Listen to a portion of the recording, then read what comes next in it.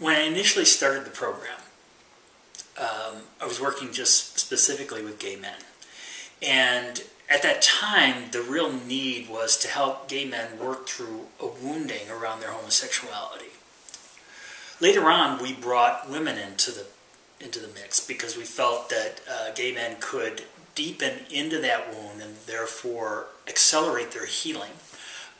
If women were around, because in many of the gay enclaves, 10, 20 years ago, it was just all gay men together. There were no women around. And so there was a disconnect to the true nature of the feminine energy.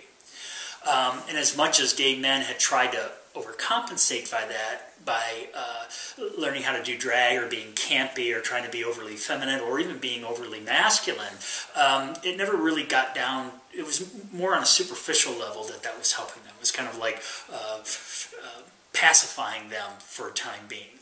But really, when we got down to it, we realized that there was a real void around the feminine energy. So by bringing women in, we thought that the women would be able to provide them with an avenue to get connected to their feminine energy. Well, lo and behold, what we discovered is that the women were feeling safe around the gay men, and were starting to be as honest with them as the gay men were being asked to be honest with the women because of the nature of the transformational experience. And what we discovered is that it's really not a wound around homosexuality.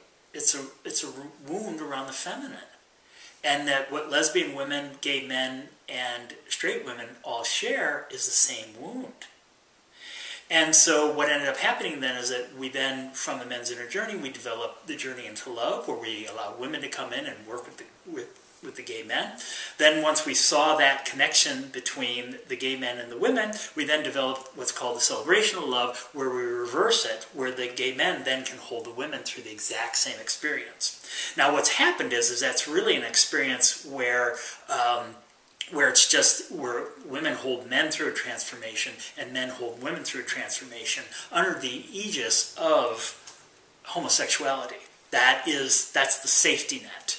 That's where we provide a really interesting link that no other transformational practices or programs do. It's held in that energy. This is where the true gatekeeper can come in and live in its purpose. Then what we found in the process of that was how the heterosexual men that were showing up, even though they seemed to be what we would project upon them as saying that they're the cause of our wounding, that their wounding and what's causing them to lash out is their own wounding of their own inner feminine energy. And we found that all four aspects of human sexuality, lesbian women, gay men, heterosexual women, heterosexual men, were all suffering in the same wound. And it's the wounding of the feminine. And so now the program then takes us up to a third level in which all four aspects of human sexuality can work together to heal the collective aspect of the feminine.